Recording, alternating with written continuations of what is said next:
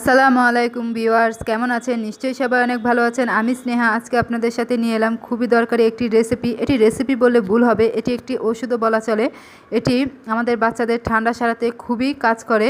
আমি আমার বাচ্চার একবার ঠান্ডা লেগেছিল, সেটা নিয়ে খুবই দুশ্চিন্তায় ছিলাম, কারণ দুটো ডক্টর দেখিয়েছিলাম অলরেডি, কিন্তু কোনো ওষুধেই কোনো কাজ ধরছিল না। তখন খুব চিন্তায় পড়ে গিয়েছিলাম, ভাবছিলাম কি করলে ঠান্ডাটা সারবে। তখন এই ওষুধটি তৈরি করে যখন বাচ্চাকে খাইয়েছিলাম, তখন 2 দিনের ভিতরে আমার বাচ্চার ঠান্ডা মাশাআল্লাহ সেরে গেছে। তাই আপনাদের সাথে শেয়ার করছি। এখানে একটি কমলাকে আমি ভালো করে ছিলে পরিষ্কার করে জুস করে নিয়েছি। এর সাথে লেবু, তুলসী পাতা, আদা কুচি এবং মধু নিয়ে নিয়েছি। এগুলোকে একসাথে করে আমি একটা ওষুধ তৈরি করব। এখানে আমি একটি কমলাকে ছিলে পরিষ্কার করে তারপর ব্লেন্ডার করে ছেঁকে নিয়েছি। এখন এটা একটি ব্লেন্ডার জারে দিয়ে দিচ্ছি।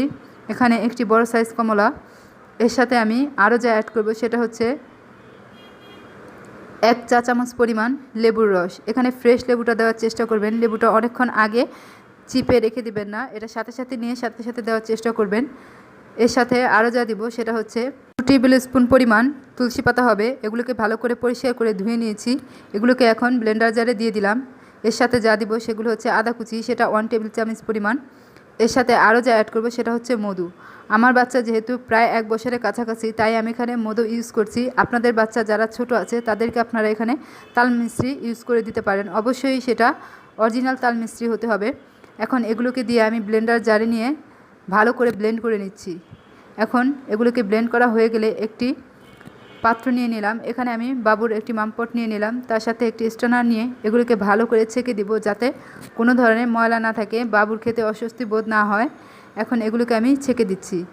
এগুলোকে ছাঁকা হয়ে গেলে এটাকে আমি বাবুকে খেতে দেব। এটা বাবু যে পরিমাণ খেতে পারে সে পরিমাণ খেলেই চলবে। আপনার বাবুর যদি বেশি ছোট হয় তাহলে চামচ দিয়ে 2-3 চামচ করে করে 2-3 বারে খাইয়ে দিতে পারেন। আমার বাচ্চা যেহেতু একটু বড় হয়েছে, তাই ও এতটুকু সম্পূর্ণটা খেতে পারবে।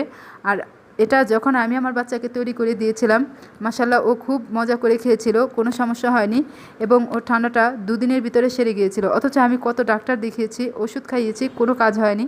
তাই আপনাদের সাথে শেয়ার করছি, যদি কারো উপকারে আসে।